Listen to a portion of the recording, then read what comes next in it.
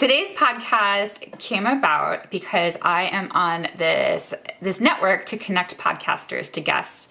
And Dr. Mark Vorderbruggen reached out to me and told me he has a PhD in chemistry, but he's really interested in foraging. And he spends a lot of time talking about foraging. And he wanted to be on my podcast. And at first I was like, foraging? Like, I don't know if this fits into what I talk about. I've heard of urban foraging, and this is the practice where people go outside and look for edible foods and eat them. But then I thought, my podcast is about sustainability. I know I've been talking about careers a lot, but I care deeply about sustainability as a conservationist, as a wildlife biologist. And I was like, oh, this could be a really cool thing to talk about and something that I really don't know anything about. In fact, you're probably going to laugh at me during times in this podcast because my plant knowledge or my plant ID skills are so bad, it'll come across. But anyway, so I interviewed Mark, and oh my God, it was so much fun. It was just such a joy to talk to him about how to get started foraging, about how abundant different plants are, how you don't really have to go that far. You can just get started in your own backyard. We talk about the nutritional benefits of foraging and the medicinal benefits. It's just a really fun conversation. And of course, how foraging helps out sustainability and eases some of the pressures that we humans cause on the planet. So strap in and get ready to hear this really great interview. I do want to say that we talk about medicinal benefits. Neither one of us are doctors, so don't explicitly take our advice. I don't offer any advice though. But make sure you always consult a professional, and whatever we say here is for informational and entertainment value. You definitely need to talk to a professional if you want to seek out medical advice. So with that, let's get ready to just jump right into the interview. This is such a fun conversation. So hi, Mark. Welcome to the podcast. How are you today? I'm doing great. It's a beautiful day here down in Texas.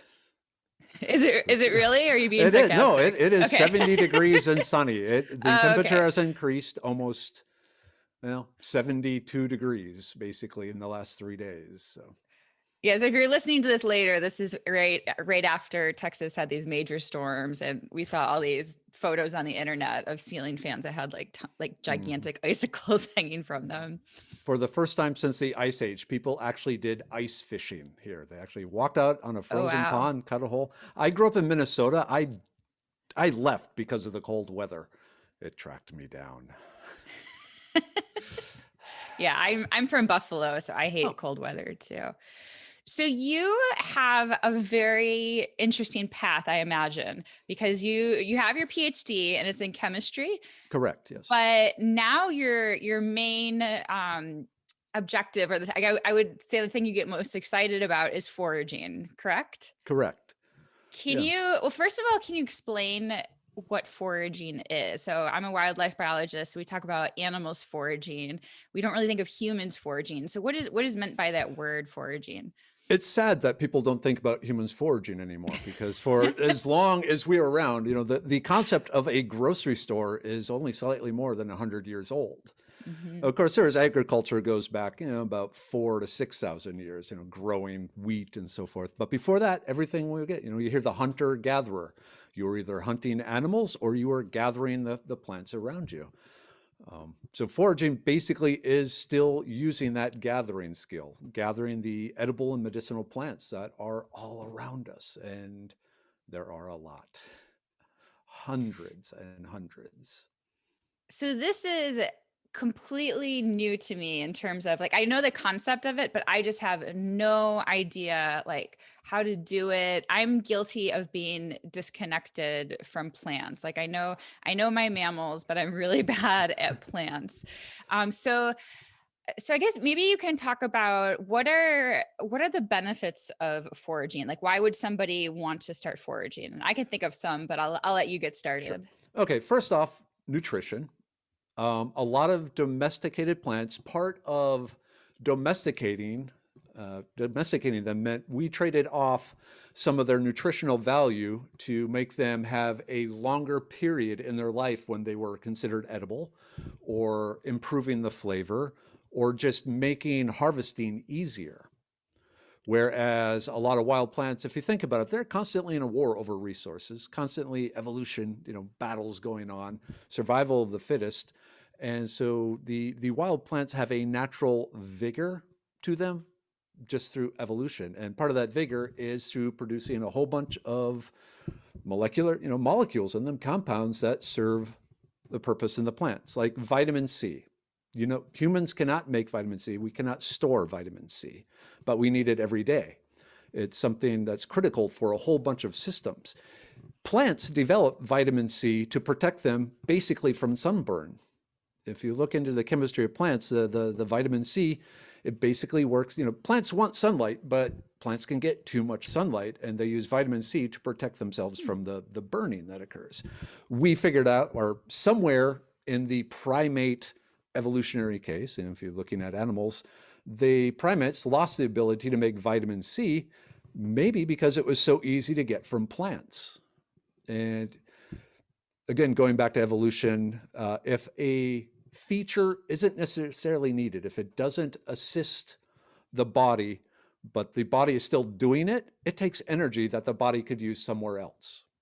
Mm-hmm. And so if you stop doing that thing that takes energy that you no longer need to spend, you have energy to spend elsewhere. You're more vigorous. You're more likely to produce offspring that have that same mutation. So in the case of the vitamin C, it was so abundant from the plants that the fact that you didn't have to make it freed up the machinery that would make it for other things, because it was so easy to get.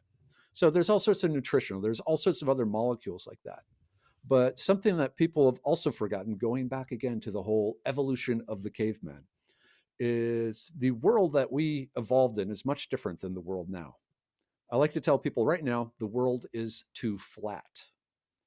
If you look at how we evolved, we were walking on uneven, slippery ground, constantly watching our feet, using our muscles to stay balanced as we clamber over rocks and through mud and over roots and things like that.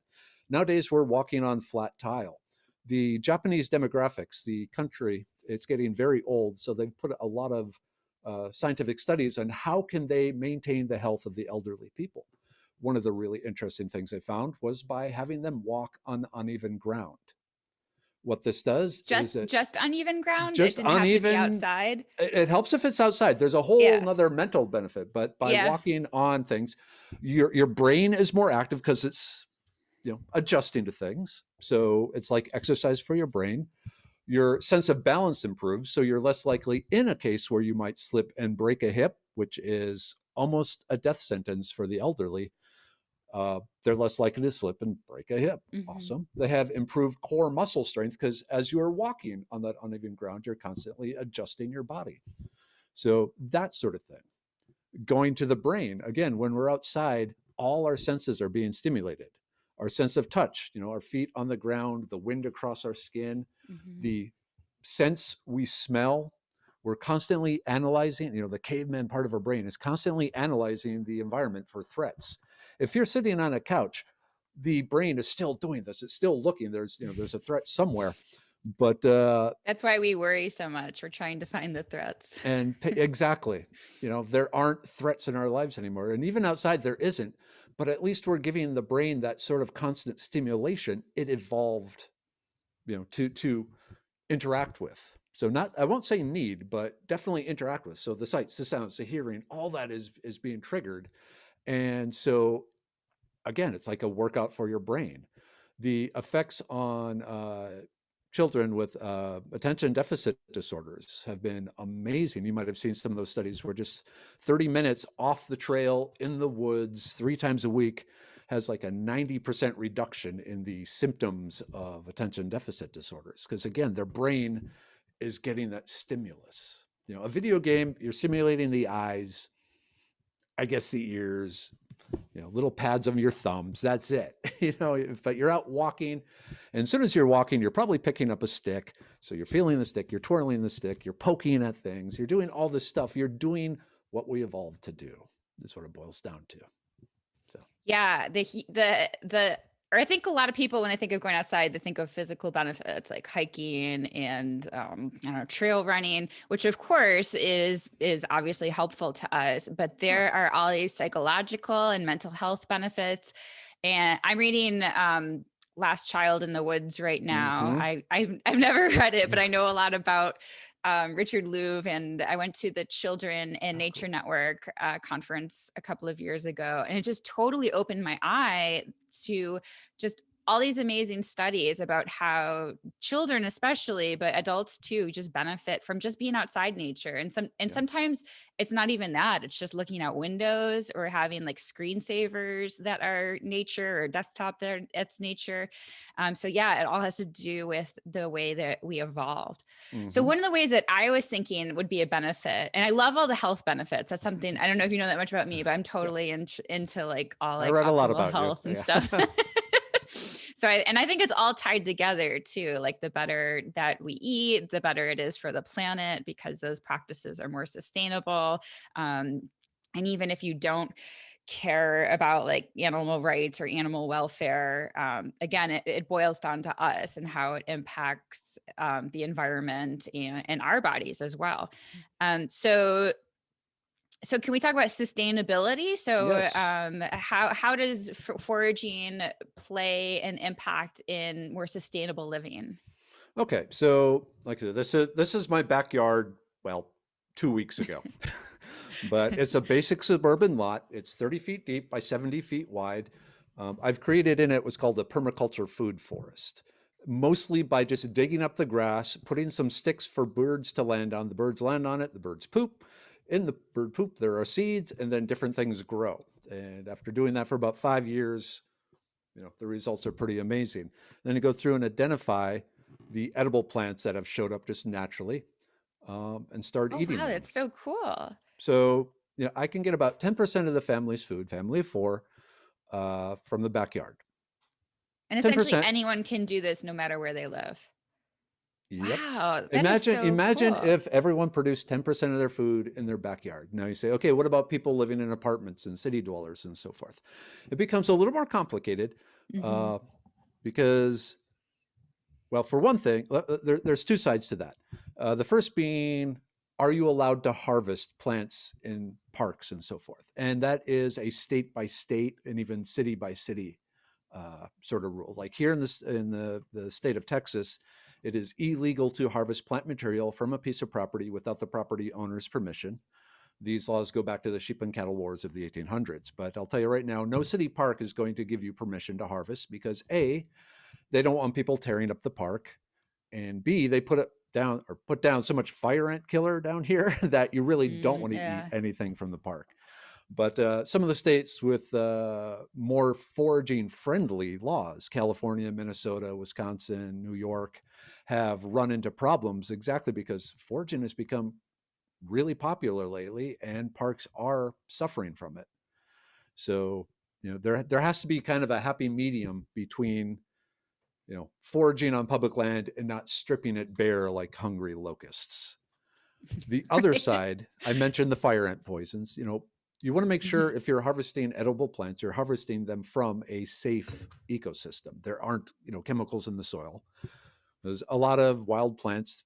Something that makes them so nutritious is they really are good at sucking things out of the soil, which is great if it's things you need, like manganese or calcium, things like that. But if it's arsenic or mercury, not so good. Yeah. Luckily, there's been some really interesting studies based in Boston and the Twin Cities in Minnesota, looking at the soil and looking at the plants, the wild plants there, and finding, how contaminated are they? The result is not at all. So in cities that don't have super high industrial complexes where there have, factories belching mercury into the sky, the wild plants coming up from the city sidewalk are safe to eat. Now, keep in mind dog pee and things like that. Yeah, but you just wash it off and you're Exactly. You rinse it in a little vinegar and away you go. and stuff But coming from farms too is going to have animal in urination, fact, feces on yeah, it. and side by side comparisons found higher risks in the farm because they are bringing in the fertilizer and everything else, and Yeah. there's, you know, so. I spent some time over in China, and there is no just landscaping for the sake of looking pretty. It's all food. So, every little, you know, any little section bigger than about 2 feet by 2 feet, there's cabbages or cucumbers or radishes, or, something growing in there. So along with the whole foraging, I try really hard to push food security in general and, growing it locally. Down Yeah. here in Texas, it's all year round. So, I mean, it's really easy, anywhere really in the South or where you don't have hard winters until this year, they, you could supply a lot of food. But even in Minnesota, where I grew up, that's, where I learned foraging originally, we'd still get a lot of the food from the wild during the summers. So We just there's have to know. probably stuff in my backyard then, because I don't do anything with my backyard. It's kind of like the dogs own it. They just go out there. And I'm obviously big into wildlife, and I read, these articles about how obviously applying things like pesticides is terrible for your lawn. But we actually didn't really have that much of a lawn in our backyard anyways, but we don't like rake leaves. We just, like I said, we just Perfect. let it go. So I should really take a look then Yeah. and Do you have any see what trees I in your have. backyard? Yes. What do you have? I think some oak trees. Food, medicine. Okay, so what do I do then? Okay, I so eat an acorn. okay. This is going to be fun. Okay, so I told you acorns. I'm really bad with plants. Okay, so acorns have been a staple food of humankind before we were Homo sapiens.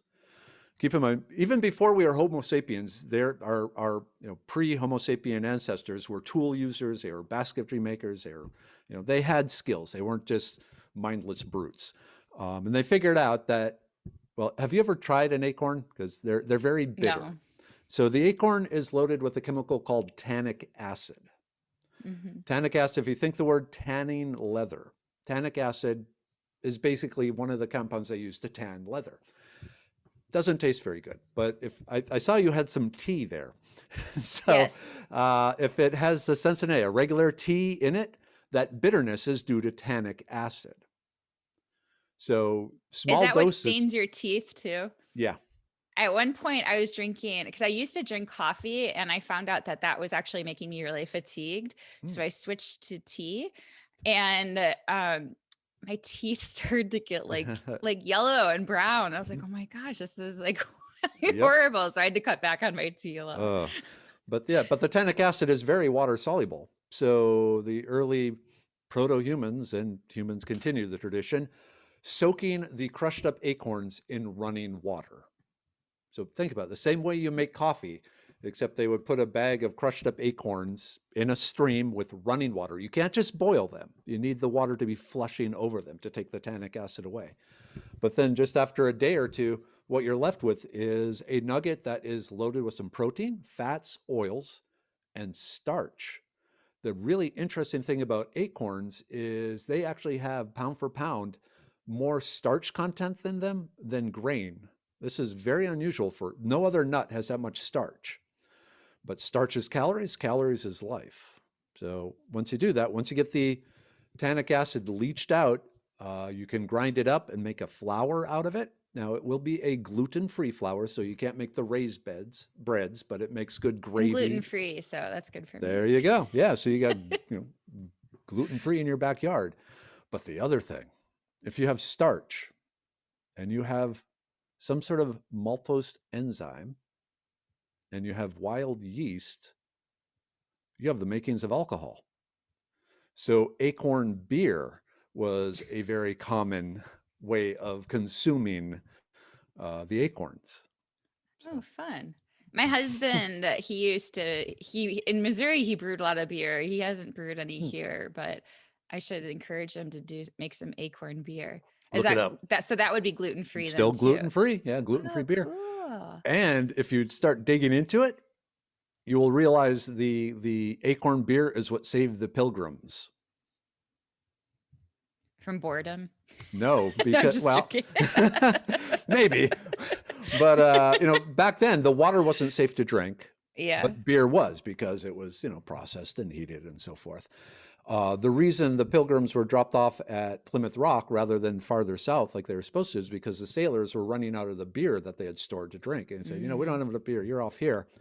So they dropped them off there. But back then, the knowledge was still around of making beer out of acorns. So they were able to make beer out of the acorns there. And at least, half of them survived the winter. So if I wanted to get started in my backyard, what would be the best way to just start like identifying things with, do you know about iNaturalist? Yeah. So yeah, you're right. Instead of grabbing a book, even one as good as, say, The Idiot's Guide Foraging. Yes, I was going to lead into that. You have a book about how to get started. Yeah, but start by just identifying the plants in the yard. Start with the trees, because the trees are, usually the biggest thing and the easiest to identify. Then figure out your landscaping bushes, even if it means just taking pictures of them and going to the local nursery and saying, hey, what is this? And then say, oh, it's an Elaeagnus. Okay, great. Save the weeds for last until you've already learned the botanical nomenclature you need to properly search the plants, the type of leaf. So start big and start big and obvious and work your way down to the little stuff. And yeah, things like iNaturalist and there's some Leaf Snap and so forth are okay. Use them as suggestions, not this is the answer. So take the answer. What about if they have what is it, research grade? What if they have research grade? Is that okay to trust? Because I believe that's verified by experts. I have to be careful here. Yeah. Because there's always mistakes. Let's just say that. Exactly. Yeah. So, I mean, go until you feel comfortable. Yes, this plant is it. Because in the end, it is your own personal choice and you are the one to blame.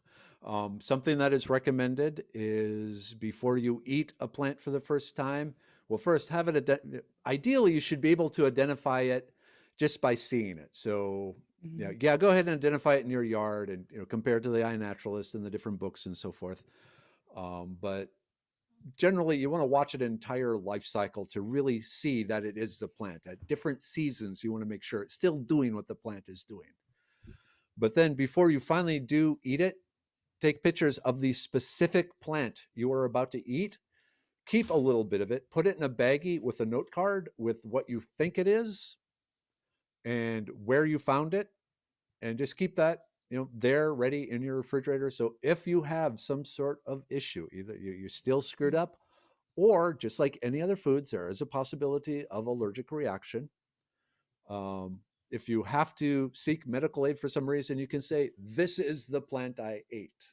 That's great. And it makes it a lot easier than saying, yeah, I ate this green thing in my yard. It had, lobed leaves. Okay. Do you have more information for us? Nope. As opposed to, people yes, are usually bad at describing things too, or they remember it differently. And the hardest part about teaching people foraging is the overexcitement. They see a plant. I tell people, if you're matching a plant to some sort of guide, you want to match at least 5 structural features of the plant to whatever guide you're using. And make sure it's the plant. There's a plant called elderberry, which you might have heard of. It has a whole bunch of really amazing health benefits. There's a plant called pokeweed, which at certain times and prepared in certain ways is very nutritious. The rest of the time, it basically causes your internal organs to rot and pour out of your body. So they both have We don't want that. We don't want that. They both have purple berries. The time of year the berries show up is different. The arrangement of the berries on the plant is different. Every other aspect of the plant is different. The only thing they have in common is they both have purple berries. And so often people, because they want to find elderberry, they just say, aha, purple berries. This is elderberry. No, it's pokeweed. There was a case here in Texas a few years ago at a farmer's market. Someone was selling elderberry jelly, and it turned out to be pokeweed jelly. Luckily, if you take the seeds out, no one died, but it's not a good thing. It's like Black Panthers here. I have a video about what Black Panthers really are, and basically that there's no evidence that there's any in the United States. There's not even mountain lions in the eastern United States, and there's never been a documented case of a melanistic mountain lion. But I have so many comments about people seeing them, and it's like, well, we have all these camera traps, and there's all these people uploading photos to iNaturalist, and we get mountain lions where they are, so it's not like they're like elusive and avoiding the camera traps, but people, they just really want to see them. And yeah, we do. I mean, I do get photos where it's not a mountain lion or it's not a Black Panther, and I tell them that, and I even had it verified by other mammologist, and some people are just like, nope, that's it, it's a Black Panther. They just want to believe it. Yep, it's like, it's a raccoon. The ringtail, the mask, it's a Black Panther. In this case, it was a large, the case I was thinking, it was a large house cat, and it was a large house cat, but even the person showed me like the paw prints, and that like made me realize like, okay, it's definitely not a Black Panther because dogs and cats have different, dogs have nails, dogs or cats retract them. Right. But, just to clarify, I don't really think they're Black Panthers here, but it is possible like people could see them if they're escaped, not zoo animals, but private zoo animals. Yeah. So people can see them, but anyways, I digress. So I'm thinking of The Office. Do you watch The Office? I don't have time to watch much TV. Okay. Well, there's occasionally little clips come across, but yeah. Well, this is like a pretty classic scenario, but there's this scene where Michael is like trying to make it in the woods to prove himself as being tough after the rest of his office or his boss and like other people got invited to this retreat. So he's trying to like make it in the forest, and one of his coworkers who's like really into the outdoors doesn't trust him. So he's following him, and there's a part where he's like taking a plant or a mushroom or something and about to put in his mouth, and then the coworker is like, no, he comes out and stops him. So if somebody does mess up, are there dire consequences, or is it more like you'll get a little, like you should obviously you should try a little bit and you might get sick and stuff, but are there cases where you try a little bit and it's like deathly? Okay, so that's again hard to, I go for the jugular. Yeah, okay, so there are plants that are dangerous. Yeah. A lot of times, obviously the amount of plant plays a big role in it. If you're familiar with castor beans and the ricin is considered to be one of the most toxic molecules on the planet. It's found inside the beans of castor beans. And it's one of the favorite poisons of the KGB because it takes less than a milligram to kill a person. Basically a gram could wipe out a whole town. Pretty rare for a plant to have that level of poison. Yeah. And then same with mushrooms. If you just start popping things in your mouth, first off, most of it's going to probably taste bad. If you don't know what you're doing, you're not going to be zeroing in on the good tasting ones. And frankly, if it's tasting bad, that is an indication usually that we've evolved, that this is something we should not have. So as a protective measure, if you continue to keep, chewing it and swallowing it, you might run into problems. Usually symptoms are more along the lines of stomach cramps, diarrhea, vomiting, that sort of thing, which in a survival situation or out in the woods where you don't have the water to replace it can lead to fatal dehydration. But just mentally walking around the United States, through different towns, I lived in every part and everything. The chances of eating something where one bite will kill you, very, very slim. The only thing other that the worst one I would be concerned about, I mentioned pokeweed, but pokeweed is just down south. It's not that easy to find. Wild carrots have the mimic hemlock. And so for the most part, the hemlock and the wild carrots look similar to the untrained eye. There are some very distinct differences, but don't go out and just eat every wild carrot you find, because with that, one bite could be enough to kill you. And I'm sure there's probably Facebook groups or I mean, I wouldn't know these people, but people on Twitter, maybe that you could like tweet pictures to and say, like, I think Okay. this is this and Yeah. get an So identification. there are a lot of Facebook groups for plant and mushroom identification. Usually they can even be at the state level, like Texas Plant Identification Group Hmm. or, Texas Mushroom. They're okay. The problem with them is you don't know who the expert is. And I actually had to stop going to those groups and paying attention to those groups because it drove me up a Hmm. wall how often the identification was wrong. Mm. You would have 100 answers and 50 would be right and 50 would be wrong. And you get the people in there that are purposely kind of, cause problems. Again, use it as a guideline, but verify then. If they say it's this, look up online that plant, you Google or DuckDuckGo, the Mhm. wild carrot identification. And it will walk you through how to identify it, how to tell it apart from the poisonous one, the hemlock, things like that. So again, find out the proper structural features you need to look at to confirm that the plant is a good one or a bad one. Is there an official organization that has like chapters or anything, like kind of like the Sierra Club where they maybe organize hikes? I mean, I imagine there's probably like a lot of like local meetup groups that do Yeah, this, but there's a lot of meetup forager groups usually because foraging has become so big. mhm. A lot of people have started running these classes. I've noticed if I see someone take one of my classes more than 3 times, sometime the next year they've hung up that they are a foraging instructor. Okay, so be it. You take all the liability off me. I'm okay with that. But yeah, the certain more official groups would be the Native Plant Society.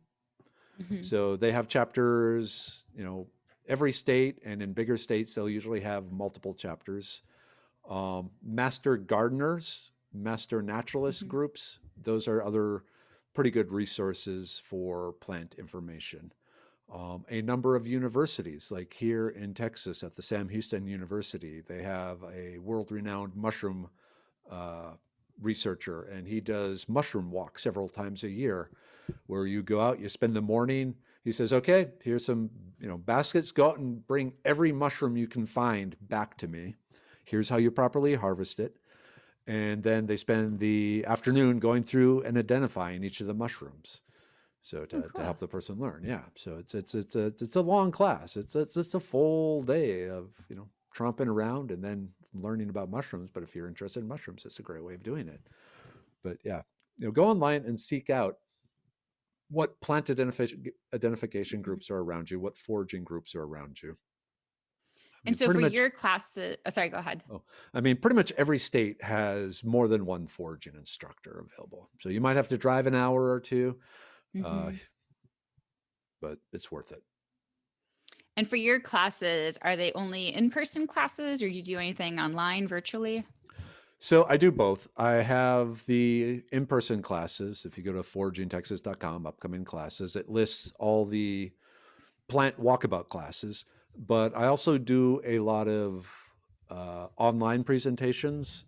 So different organizations will have me give like the Dripping Springs Public Library next month. I'm doing a noon lunch and learn, teaching about the medicinal plants in that area of Texas for people, and it's open to anyone can log in and watch. Or I don't even think you have to log in. You just go to the library's website, and it'll be a live video sort of thing. And then And you have a YouTube channel I too. have a YouTube Yeah. channel with over 100 hours Oh, of wow. videos. Yeah. So I have my own podcast, Merriweather's World, which I do live Thursday evenings from 8 to 9 Central Time. This week will be episode 95. I'll be interviewing the Kristen Blackman. She is head of the Alpha Search and Rescue group here in Texas. So, but usually of the 95 episodes, probably 90 are about plant information. Maybe 85. I will be ending Merriweather's World at episode 100, but it's all up on YouTube yet. And then also there's lots of other videos I've done. Like people will record me during plant classes. I love that people video me during plant classes because then they can retain that knowledge and go look at it again over and over and over again. The one thing I asked, if they put it up on YouTube, just let me know so I can share the link from my YouTube channel too. So there's lots of different video classes. And though I'm located here in Texas, the thing to understand is plants don't really obey geopolitical boundaries. You know, if a plant is found in Texas, it's not just found in Texas. You know, that it founds wherever the ecosystem and the sunlight and the rain is right. The big difference, like I said, between Minnesota, where I grew up, in Texas, where I've been for the last 24 years, the summertime plants of Minnesota are wintertime plants of Texas. So all the weeds I grew up eating up in Minnesota are wintertime and available to me now rather than the summer. And then some of the summertime plants, the really hot summertime plants, are summertime plants down here too. So it's Cool. it's useful wherever you are. And just to throw out my website, the Foraging Texas, 225 plants. Each plant has a Texas county map where it's found in Texas, and a North American and Canadian state province map. So you can see, is it found in my state too? And on the search features, you can go by Eastern US or Northern Canada, or, you know, West Coast, East Coast, South, North, things like that, to find out which of the plants might be in your area. Yes, and we'll definitely include your website and your book all in the show notes. So for anyone listening, just head over to my blog and the podcast archives and you can get the links for them. Cool. Why do you think that foraging has become so popular recently? Is it because of the paleo diet? So, like, I started, you know, teaching the classes in 2008. That's when I created the Foraging Texas website. I had been doing it before that for a number of years. I grew up as a forager. At the beginning, there were basically two types of people that would contact me to learn about wild edibles. That was the hippies and survivalists, because both had concerns about the food. They were concerned either GMO and, you know, corporate farming and all, you know, all this sort of thing, or food would disappear. And so they were very interested. Nowadays, you can also add foodies, adventure eaters, bartenders, you know, people Why who just, bartenders? Because of like specialty cocktails? yeah, exactly. So there are a lot of bartender competitions where you try and come up with a signature cocktail Oh, cool. that it's only available at your bar, sort of thing.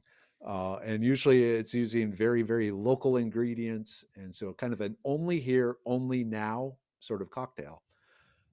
And so just working with the different bartenders around here, I've had quite a few of them. I don't know if you're familiar with chartreuse. It is, okay, yeah, it's comes from the Trappist monastery in France. It has 150 different herbs in it. It's started in 1700. I do classes for them where they'll bring in the top bartenders from an area, and we will spend a day walking through the woods, collecting things, showing them things, and then making drinks out of them to you know, come up with their own. And so more teaching them how to experience the plants and incorporate them, the flavors and the sensations from the plants, into their cocktails to then go out and win prizes in cocktail contests. So those are a lot of fun. I get paid in booze for those. So Yeah, it sounds like a fun job. yeah. So I forgot the question. The people, What yeah. did I So ask you? yeah, Yeah, so why yeah, are the people bartenders, doing it more? I forgot it too. and the health benefits, you know, they're getting out. Yeah. The food security still plays a big role. The paleo diet, like you said, and just this understanding that, you know what, there might be things wrong with modern society, whether it be health food, processed food, whatever.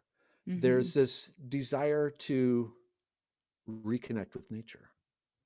And eating it is a pretty amazing way to reconnect with nature, because to do that, you really have to be in tune and understand. And so there's just that thrill of, I have that power that mankind had for tens of thousands of years, And then Piggly Wiggly showed up and we no longer need it. So it's that sense of accomplishment and that pride. And I will tell you, Instagrammers, they love putting pictures of some about to take a bite out of a weed. So it became a bragging rights too. Yeah. There's a lot of look at me, I'm doing something cool sort of thing. Hey, if it's connecting you with nature, then yes, you are doing something cool. And I think it's a purpose too, because when we were, or when I was growing up, I guess I was kind of at the threshold where things started to become more structured. But like when my parents were growing up, obviously they opened the doors and said, okay, go play. Yep. And many kids like just, explored nature. But so many people nowadays, they didn't grow up with that. So I think they do want to go into nature, but they don't really know what to do. And they just don't know how to like be in nature. So you're right. It gives them like a mission, a purpose, like try to find this thing. I think of it kind of like birding. Like if you have a life list, you're like, oh, I'm going to find this bird, or I'm going to see how many birds I can find on this hike today. And Yep. it's like it's a gamifying nature. Yeah. And I almost think humans have this innate desire to hunt. And hunting plants, it's like, I'm going to find, like you said, that one and that one and that, that scorekeeping. Like I found 18 wild edibles, or in my classes, it's more like 40 or 50 wild edibles, during the course of a 4-hour class, and it's just like, Pokemon, I got to collect them all, sort of thing. It was funny when Pokemon Go came out and I'd be like down taking pictures of plants. Suddenly all these people would be surrounding me trying to figure out what Pokemon monster I was catching. It's like a dandelion. And then we'd have impromptu foraging classes and they thought it's great. So, Oh, cool. So. Yeah, that's great. Can you speak to endangered species and threatened species? And I know here in North Carolina, this isn't, well, actually people do poach ginkgo, but they also poach Ginseng. ginseng. Yeah. They also poach Venus flytraps, not for foraging or medicinal benefits, but for the pet industry or the plant industry.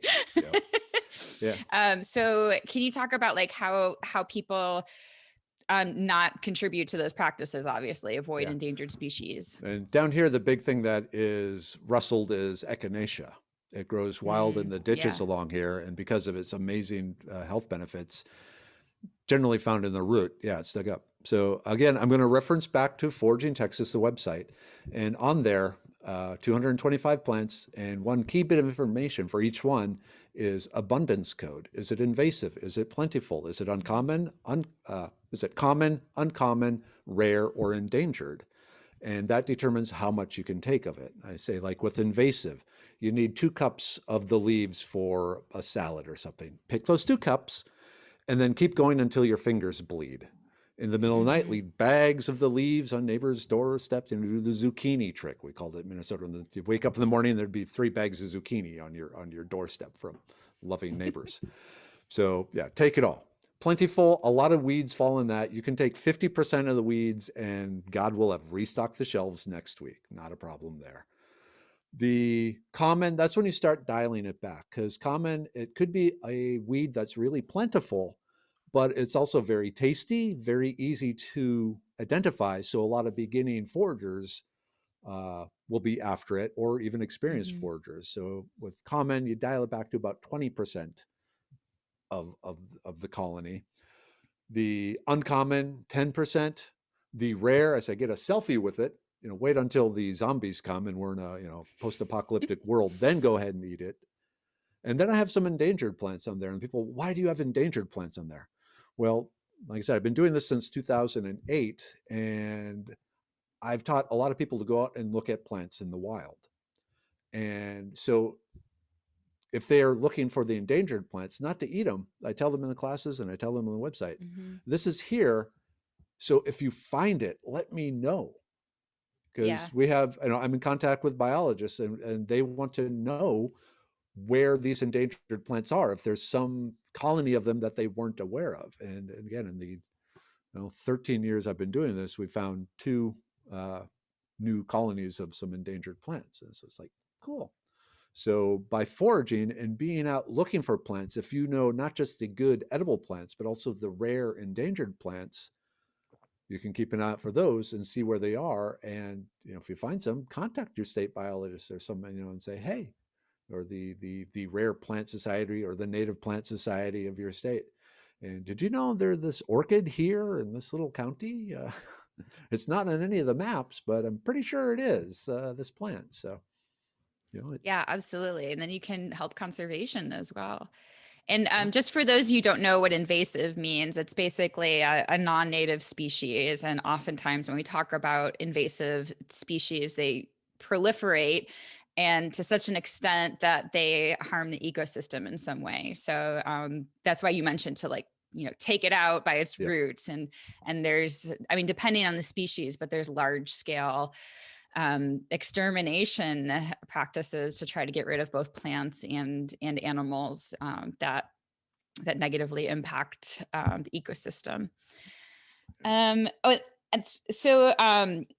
Before we end, I just have a couple more questions if you have time. Sure. Okay. So we've been talking a lot about eating, but can you talk about some of the medicinal benefits? And you also have products do you make these from from your foraging plants, or can you tell us about that? Yeah. So along with the edible side, I also teach the medicinal side. It's kind of interesting nowadays how many people scoff at the idea of plant medicine as they drink their coffee and or their tea, or perhaps are smoking something and say, nah, plants don't have any powers on people. I mean, they were what allowed us to be what we are. Mm-hmm. If you think about this, and this is one of my, I'm going to go up on my soapbox now. We co-evolved with these plants. We've talked about evolution, survival of the fittest, harnessing vitamin C from the plants rather than making it ourselves. Think about this. So these plants, we've been using them medicinally for longer than we have been humans. So there has been a co-evolutionary going. The ancestors that responded best to the plants then were probably the most vigorous, most healthy, most likely to reproduce. And so we've basically evolved to benefit from these plants. And then in 1836, chloral hydrate was invented. It was the first synthetic medicine. It was used as a sedative. And after that, the scientists said, hey, we can do anything. Because when you are taking medicines from plants, there is some variation, especially with wild plants. So you kind of have to, each time you make a new batch, you have to play around with it and see just what is the proper dose. When you make a molecule from scratch, that's really easy to make in a factory, put in a pill, slap a label on it, give it to a person, say, here, take this. I tell people that herbs are for the elite. The pharmaceutical industry is for the masses. It's an economic choice. Mm-hmm. It's a lot easier. With plants, you got to harvest them, you got to dry them, you got to extract them. There's labor, there's effort. My house looks like a witch's workshop because there's plants hanging all over the place that I turn into medicine, and that I use. Okay, I'll stop there, but it's something to think about. We evolved to use the medicines and plants. So you can talk freely. I am the same way. I mean, obviously I'm a scientist and I do take some prescription drugs, but I always start with natural remedies. And my mom, she had cancer when she was younger, and then she re-got it as liver cancer again years later. And she defied the medical books. Like, they told her maximum 2 years to live, and she lived 9 years. Wow. And I mean, I don't know, this is a sample size of one, but right. she went and found the plants essentially that had anti-cancer properties, like wild blueberries and turmeric and stuff. And she ate it like all the time. And I don't know, I think it played a role. Okay. That's a perfect example here. So let's talk about, I mentioned I have a PhD in chemistry. I have a master's in medicinal chemistry, a PhD in physical organic chemistry. So I don't make molecules. I find the right molecule to do the job. Mm-hmm. The plan was to go into medicine. I got sidetracked into the oil industry for 18 years, but finally back. But the way... That was one of my questions. So. Okay. So one of my other questions. We'll get to that because that's an interesting story too, if I says egotistically.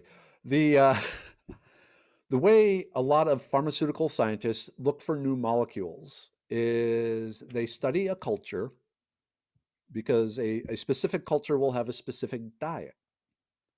And then they will look and see if the people in that culture either seem to be resistant to some particular type of illness or, you know, problem, Mhm. or do they all seem to come down with that same sort of thing?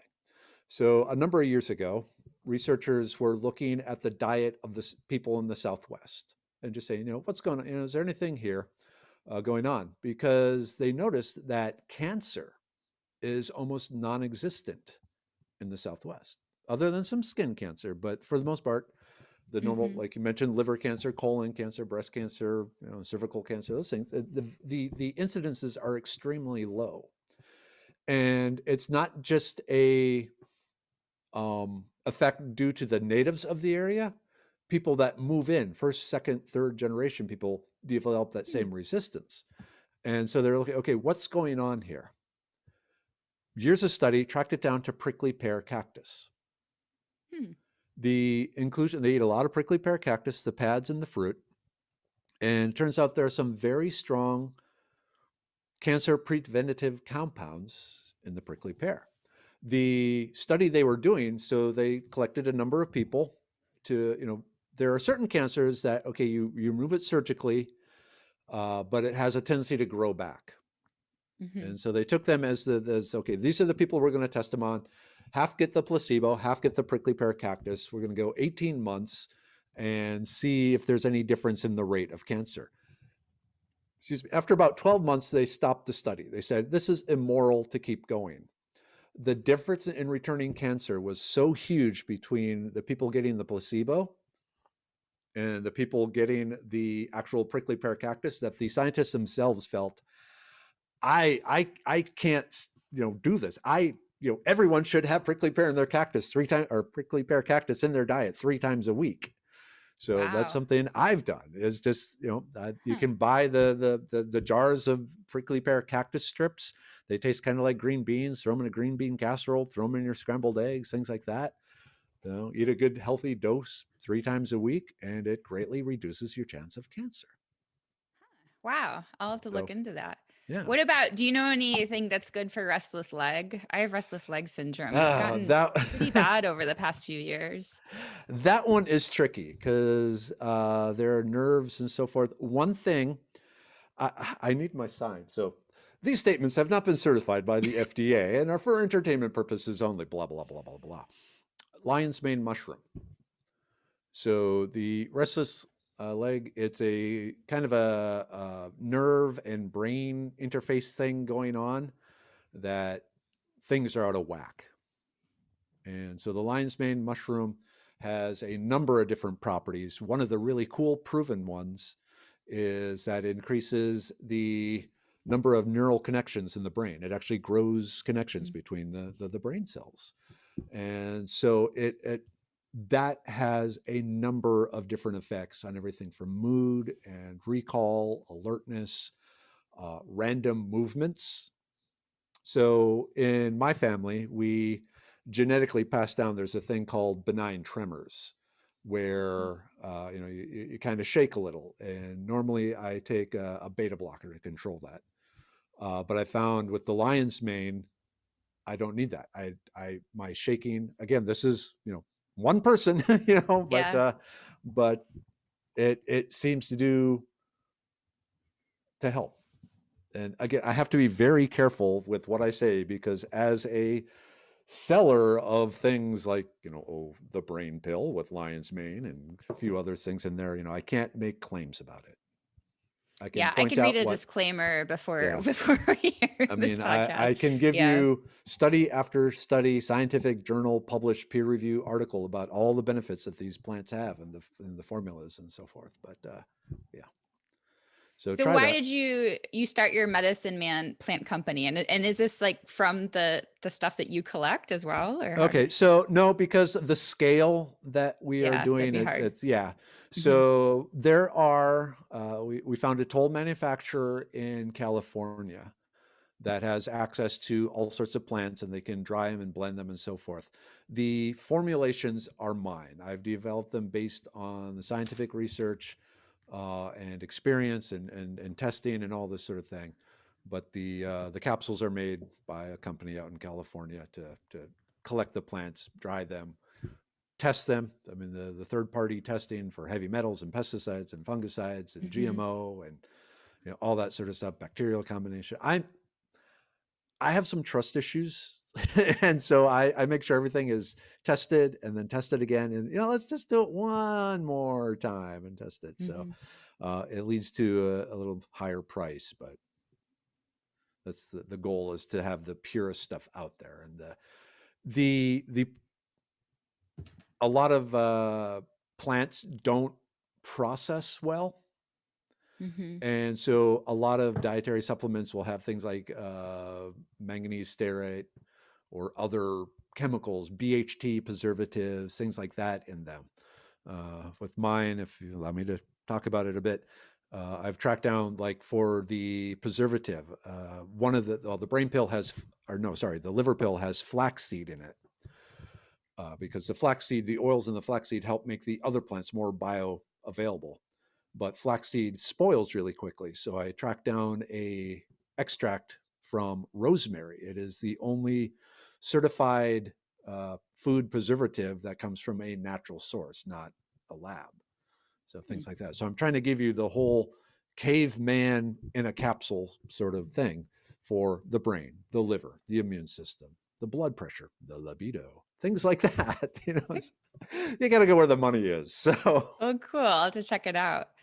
So yeah. you talked about how you went to the oil industry, or that was the initial attention Yeah. to, So, and that's why you got your chemistry degree. Can you tell us about how well, you went from chemistry to foraging? okay. So I grew up, I like to joke, I'm a scientist raised by wolves. Both my parents love the outdoors. They're both in their late 80s. They're still out there tromping around. But every day they would take me and my brothers out. I only had brothers, just to clarify. Me and my two siblings. Yeah. And they would spend about an hour at the minimum a day, either mom or dad, with us out in the woods. And they would talk about, grandma used this plant for that, and or here, eat this, or things like that. Later on, we found out it was just to wear us out. And so when we got back, we would be less of a handful. But that love of nature and just that knowledge, it's something I grew up with. At the same time, I always knew I wanted to be a scientist. And I wanted to be an astronaut, but astronaut, you can't be over 6'3", because they only Mm. make the spacesuits so big. I'm 6'5". So the day I top, 6'3", it's like, damn it. Okay, what else can I do? Well, let's do chemistry, because that's fun too. So I went into chemistry, learned chemistry. Like I said, was planning on becoming a pharmaceutical scientist, but I ended up in grad school meeting a lovely woman. Yesterday was our 23rd wedding anniversary, actually. Oh, wow. Congrats. We ended up in Houston because she is computers, I was chemistry, and Houston had the highest concentration of computers and chemistry in the nation. If we wanted just chemistry, we would have gone somewhere, computer somewhere, but that. In Houston, it was oil industry. But in the oil industry, I was quickly was able to make a name for myself in creative chemistry using natural products to solve problems that had been solved by really horrible chemicals. My first patent was actually using cinnamon as a corrosion inhibitor for oil field Hmm. equipment and tubulars, where in the past they would like dip it in arsenic. So, things like that. Yeah. So I developed a reputation of, coming up with environmentally friendly ways of taking care of the oil industry. And I did that for 18 years. 2016 hit, the price of oil plummeted. We were finally producing gobs of oil, and everyone in the oil industry was laid off. I was immediately picked up by a consumer chemicals company that did what are called paint sundries. The paint strippers and the solvents and all that sort of thing. Basically, if you bought anything poisonous or flammable from Walmart or Home Depot or Lowe's, it was made by this company, and they just slapped the name on it. But they had me redoing all their line to come up with environmentally friendly replacements for all their stuff, and I did that for 3 years. But then a year ago, Medicine Man Plant Co. came up and said, "Hey, we're two guys in a dream. we want to bring ancestral medicines back to the people because we think there's a need and we think it has power and we think you're the guy to be our chemist formulator. Will you do it? And it's like, hell yeah, because that's what I've always wanted to do. Well, other than the astronaut, but if I can't be an astronaut, I want to be a medicine man. And presto, Medicine Man Plant Co was created, and here we are today. I love that. I love hearing about people's careers transitions because I think so many people think like you have to have this like one path. And nowadays, I think it's uncommon to have a one path, or especially if you've been working fewer years, maybe if you've been, in a business for a long time. But yeah, it's really changed where you don't just get one job and stick with it. Yeah. And with being an astronaut, it seems like you might be able to go to space. I saw a commercial for the public going to space. So maybe they have made bigger spacesuits now that it's a commodity. Well, maybe, but it sounds like I'm bragging here. I don't want to come across as that. You can brag. It's okay. Okay, so NASA, I work with NASA on the plants in space projects. Oh, cool. So a number of years ago, well, there was two things. So when I worked for the oil industry, NASA had a program where they would talk to tech-heavy industries to help solve, see if they had solved the problem that NASA was having. So I was the liaison between Baker Hughes and NASA. And since I was, at the NASA site, I said, so who's in charge of the, space plants? And go knock on the door, say, hey, let me introduce myself. I've been reading about, the problems the astronauts have been having. The plants are too delicate, blah, blah, blah. Have you considered wild plants? Because they don't need a lot of care. And then also a few years ago, one of the NASA people attended one of my classes and it just meshed really well. So now I'm a consultant trying to, basically help them figure out what to grow for the Mars and the lunar colony and things like that. So maybe you get to go to space as a result of it? Hopefully, but that's the thing, you have an end that gets to the front of the line. Yeah, maybe, but they don't need a farmer with wild plants. You just stick it in some dirt, throw some water at it, call it good. Yeah. Because like somebody, I'll just put myself out of a job. Dang, it's. But we'll see. You'll have to come up with something more complicated that they need to send you. Yeah, but then they're not going to send it. We'll figure it out. I'm okay. Well, thank you so much. This was such a fascinating conversation and I just learned so much from you. And yeah, this has been so much fun. I try and make people think about the world and nature and our role in it and what our role has been in the past, how we've drifted from that role. So thank you for letting me share my passion with people, really. Yeah, it's been so much fun. Thank you once again, Mark. That was seriously such a fun interview. I had such a great time and I could keep talking to you about foraging and also the medicinal value of plants. So Mark's links are foragingtexas.com and you'll find links to his YouTube channel, which is Dr. Merriweather, a Facebook page, Foraging Texas, and Instagram at Merriweather Forager. That's MERRIWETHER Forager. His book is called An Idiot's Guide to Foraging, and it includes recipes for the stuff that you collect. I'm definitely going to check it out. You can find it on Amazon, and his company is Medicine Man Plant Company at medicinemanplantco.com. Again, I'll include all of the links in the show notes so you can easily find him. Thanks, guys, so much for watching and listening. I just hope you have an amazing day and get outside. Start taking pictures of some plants and seeing if you can eat them.